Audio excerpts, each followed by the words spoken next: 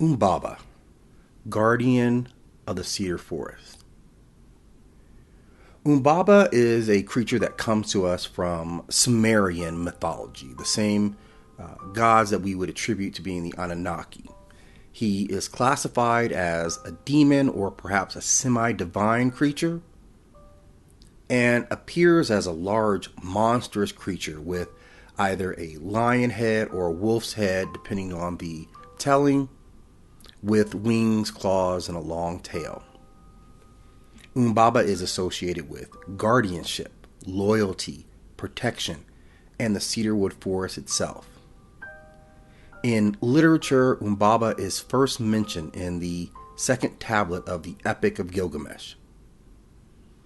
In ancient Mesopotamian religion, he was viewed as a large, monstrous giant of immemorial age, raised by Utu, who was the sun. Humbaba was the guardian of the Cedar Forest, where the gods themselves lived, and this was done by the will of the god Enlil, who assigned Humbaba to be a terror to human beings and to drive them from the god's forest. He is described as having the paws of a lion and a body covered in thorny scales. His feet had the claws of a vulture, and on his head were the horns of a wild bull. His tail and phallus each extended in a snake's head. His face is that of a lion. When he looks at someone, it is the look of death. Humbaba's roar is a flood, his mouth is death, and his breath is fire.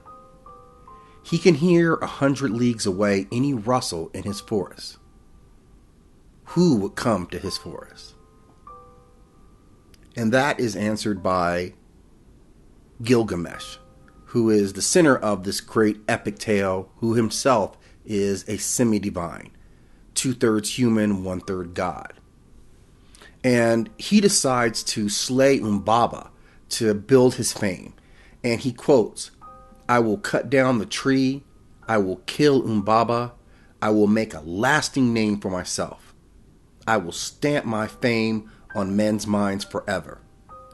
And this would come from tablets 93 to 94 of the Gilgamesh epic.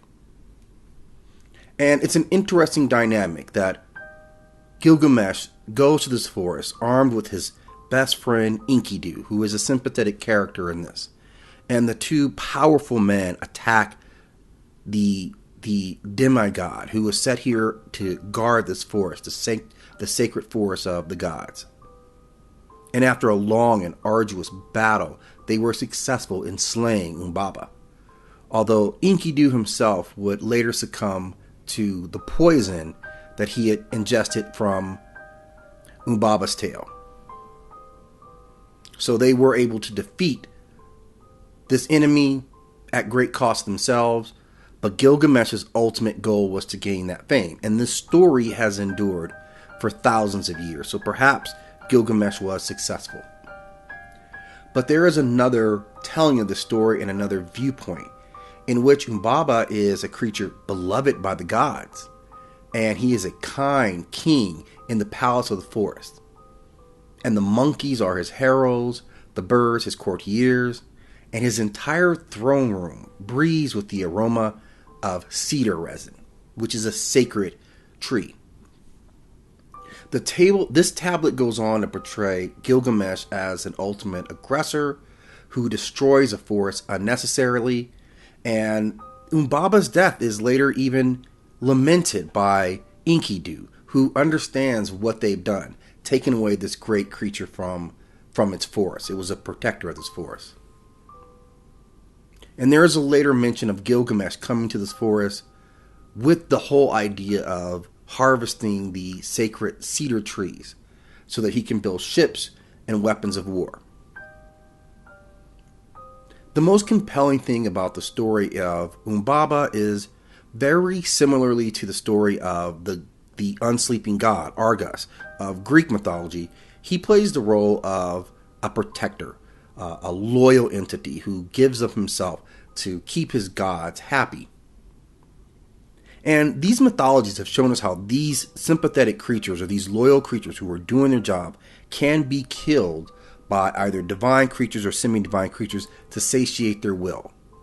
We remember that Argus was killed by Hermes so that Zeus would be able to have sexual gratification with the nymph that he was guarding. And in this case, the honorable and loyal Humbaba is slain unnecessarily by Gilgamesh so that he can add to his fame.